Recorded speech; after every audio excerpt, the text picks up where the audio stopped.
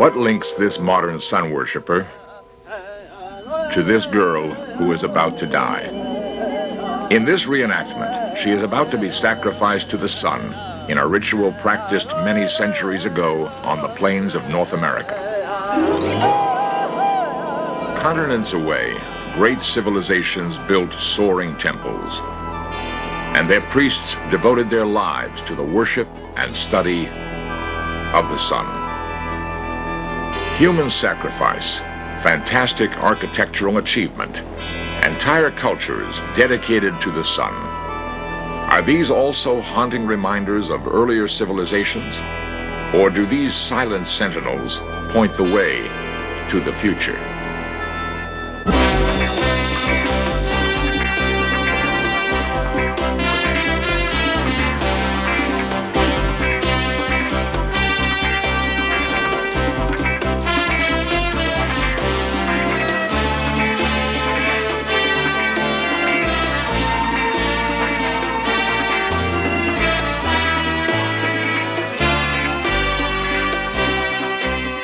This series presents information based in part on theory and conjecture. The producer's purpose is to suggest some possible explanations, but not necessarily the only ones, to the mysteries we will examine.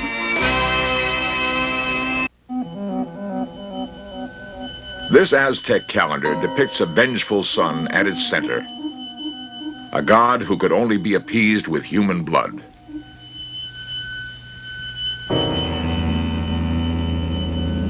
Over the centuries, our views and our rituals have changed. We can hardly wait for the first sparkle of morning light to rush to our meccas of solar worship.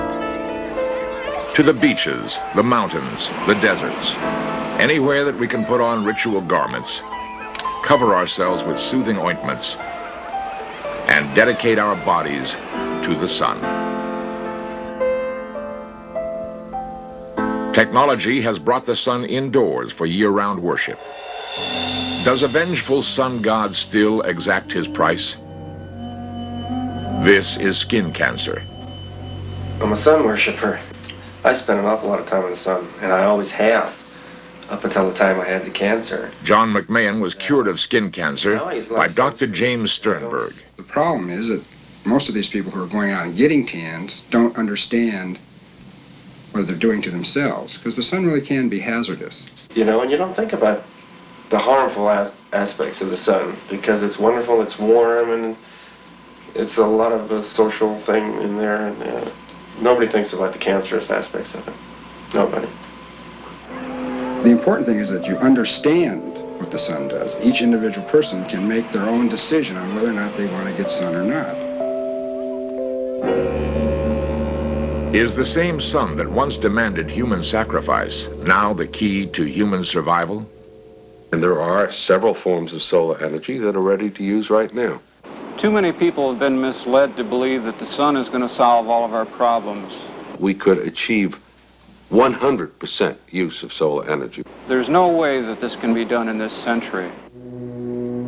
For a century and a half, we have mined our planet for fuel. But the Earth and her resources are not limitless. There are signs that nature is beginning to choke in the grip of technology. How long can we afford to ignore a source of energy greater than any that man has created? We need to have power now. Robert Deitch of Southern California Edison does not believe solar technology is ready. But in order to meet our demands in the 1980s, we're going to have to depend on the conventional technologies that we know and that we can install now, and that is coal and nuclear. Dr. Barry Commoner of Washington University has doubts about nuclear energy. Nuclear is not renewable. Nuclear energy, as we now use it, is based on burning up uranium. And if we built all the nuclear power plants that we're supposed to, the uranium supplies would run out in 25 to 30 years. That's why we have to turn to solar energy. The search for a solar future starts with a trip back, almost to the Stone Age. Back to these Indian dwellings literally carved out of the side of a mountain. The Indians of Mesa Verde scratched their existence from the hostile soil of the Colorado Desert. They survived against the freezing winters and burning summers. They protected themselves against the elements in houses heated and cooled by solar energy. Without machines or technology, the Anasazi Indians created these houses that shaded themselves in summer, and in winter stored needed heat in thick stone walls. Do these lessons hold any value today? This house uses techniques developed over 800 years ago. Bill Wilson, an expert in solar energy, explains the more advanced techniques used.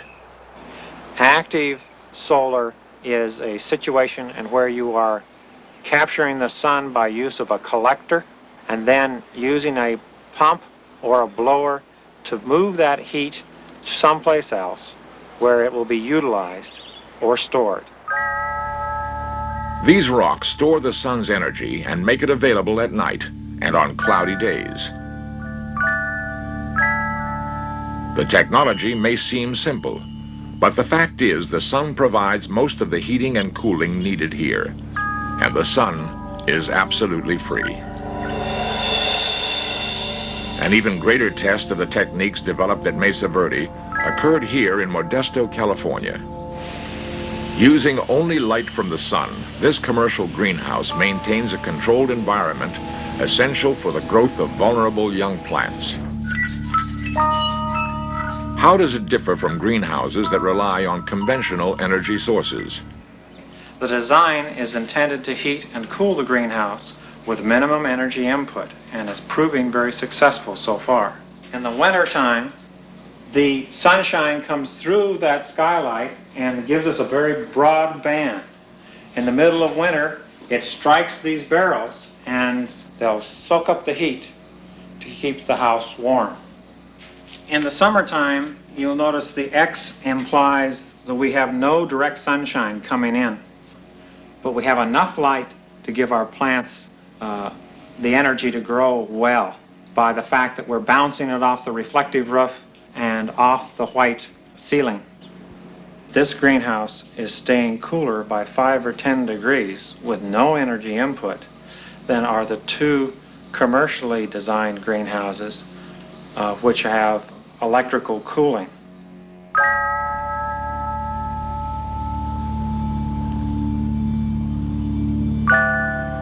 Sunshine, universal, inexhaustible, and free. It is clear that the legacy of the Mesa Verde Indians is a valuable and practical lesson. But 800 years of scientific and technological development have increased our ability to exploit the sun and its enormous store of power.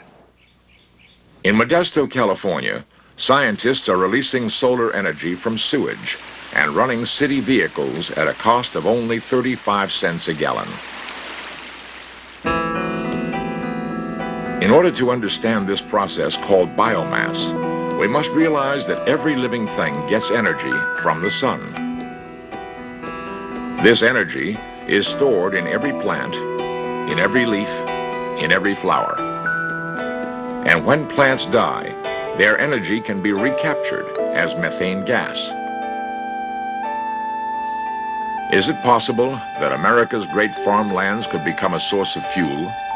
According to Bill Wilson, the answer may be yes. The Modesto plant is doing nothing more than taking what was before a wasted fuel, taking some of the unneeded gases out of it, compressing it, and using it to run the pickups and cars for the city. The plant is producing methane at 35 cents a gallon and producing 1,000 gallons per day. A seemingly impossible dream is becoming a reality in this laboratory in Santa Monica, California. Solar energy is turning water into fuel. This Jeep runs on hydrogen made from water. Gerald Schafflander pioneered a new process to make automotive fuel. It relies on free energy from the sun to manufacture hydrogen. We make a liquid hydride, which we call high fuel. that's non-flammable, that's very inexpensive, is done through a well-known process called the Haber process. The process starts with this solar cell. It turns light into electricity. In normal use, the light would be sunshine. When the solar cells are arranged in collectors like these, the sun's energy is focused and multiplied.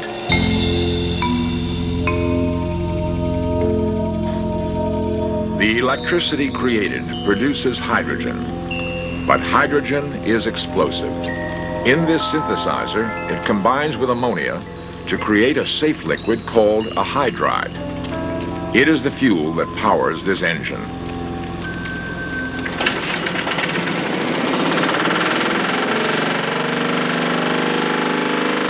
We can make modest changes in the carburetor and the fuel line, a modest change in the gas tank, and we can run any vehicle, any standard car can be converted now in about 3 hours to run on our high fuel.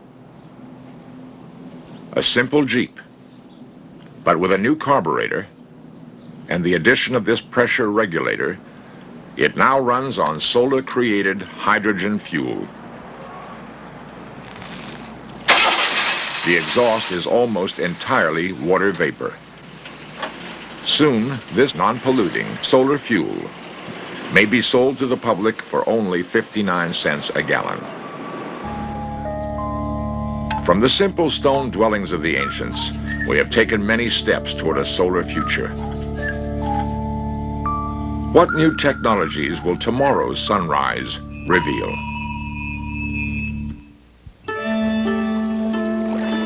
Lacking the oil resources of its neighbors, Israel is turning to an intriguing form of solar energy. Israel was the first country to move forward into solar energy, both for Tom water Hayden, heating and chairman of SolarCal, electricity. explains. And they have a project at the Dead Sea called a solar pond, and it generates electricity, and potentially it could generate the 3,000 megawatts of electricity that the whole country needs. The Dead Sea absorbs and stores heat from the sun because of the extreme amount of salt in its water. A natural property of salt water is the ability to retain heat. A layer of fresh water is added to trap the heat at the bottom, where the water becomes so hot, it actually boils. The steam created can run a turbine and generate electricity. We see solar ponds having a wide area. Bob French of Jet Propulsion Laboratories is an advocate. We can use that 200-degree source temperature for heating houses or for heating greenhouses, for drying crops. In certain industrial applications it can be used. We even think we can use it for desalinating water. This potent source of power is not confined to the ancient waters of the Dead Sea. At the Salton Sea in Southern California, Israeli and American scientists are working on a similar project. Without burning a drop of oil or using an ounce of uranium, this project could supply the daily needs of 600,000 people. I am very excited about solar ponds, and I think that holding it in perspective, it can be one major element in our quest to solve our energy problems. It's not the solution, but it is a piece of it.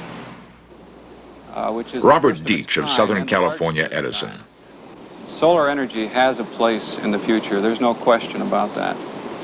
It's a matter of how much and how fast we get solar energy.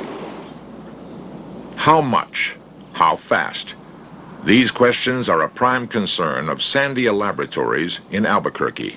We spoke to the director, Glenn Brandvold, about the potential of photovoltaic cells. Photovoltaic cells are a relatively new invention, something like only 25 years old. A solar cell is one of the simplest devices you can think of. You take one of the most common materials on Earth, silicon, purify it, put a very small amount of electrode material on it, expose it to sunlight, and electricity flows. No moving parts, nothing to wear out. Kind of the ideal solar to electric converter. Can this simple device be even more efficient? Sandia engineer Glenn Schaefer explains one approach. we can use a concentrating lens such as this one to concentrate the sunlight onto the solar cell and thus replace expensive solar cell with a low-cost lens. It turns out nature is occasionally kind. If one doubles the sunlight illumination on a cell, you get more than twice as much electricity out.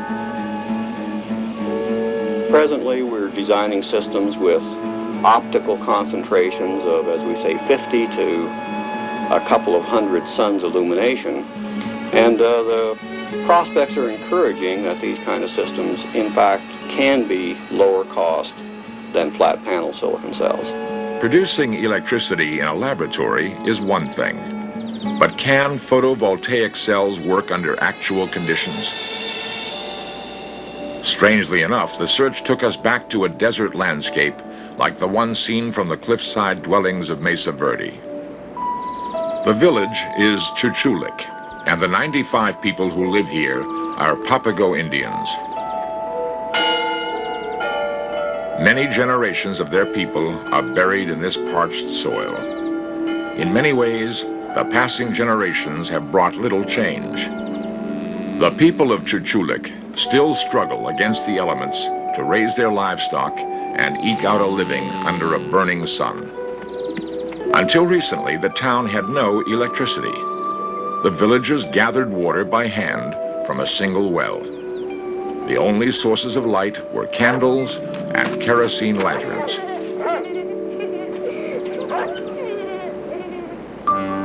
In 1978, Chuchulik became the first community in the world to rely entirely on solar power.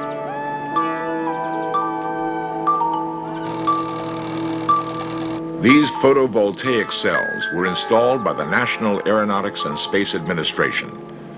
They create 3.5 kilowatts of electricity, which can be stored in this special cluster of batteries. David Santos, chairman of the village, monitors the system. In spirit, at least, he is a descendant of the cliff-dwelling Indians of Mesa Verde, pioneering a solar future. What the NASA people put in was the refrigerators and a washing machine and a sewing machine, and also the water pump. It runs the water pump. Everything is automatic. A single washing machine, electric lights, refrigeration.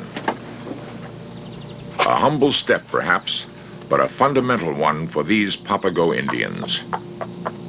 They do believe that they are happy with the lights, and out of their refrigerators they're getting ice cubes, and the washing machine. I believe they're pretty happy about it. Today, there is electricity in Chuchulik. What does the future hold? Can solar energy meet the demands of a growing technological society? At this point Glenn in time, Brandvold of Sandia Labs. Supply. The country is a big country. We need a lot of energy for a variety of purposes, both centralized and decentralized. To do that with solar would require land size the size of the state of Oregon. These huge mirrors are still now. They are part of an experimental power plant called a central receiver tower. When these heliostats begin to move, they will act as a concentrating lens the size of 8 football fields. Computer control allows each mirror to track the sun with total precision. As they begin to move and turn their reflecting surfaces skyward, the mirrors will multiply the power of the sun over 2,000 times. The heat generated will be so great that our In Search of crew was only allowed to film the process from the safety of ground level. Liquid in the boiler at the top of the tower will be heated to temperatures of up to 4,000 degrees. This superheated liquid could be used to generate electricity without the use of oil or uranium.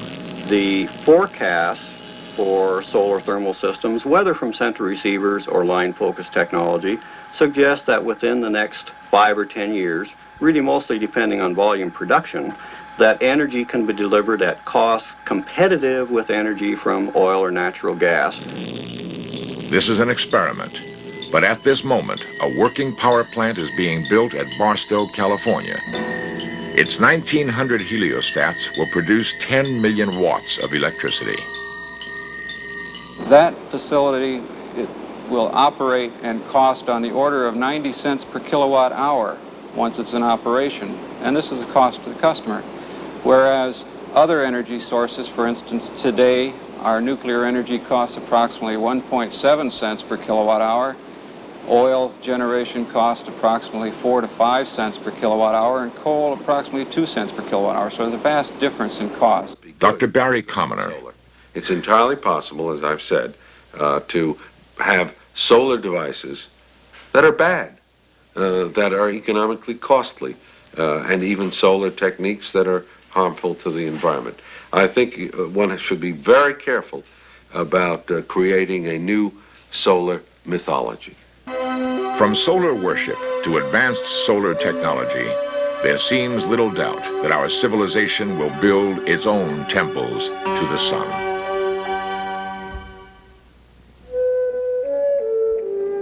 Solar power may never meet all of our energy needs.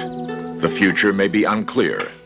But here, in the isolated village of Chuchulik, right now, it works. A lot of people don't understand what the sun can be used for, and I don't either, but I know, I mean, it's doing it because I work at it, and so I know what the sun can do, and I'm happy about it.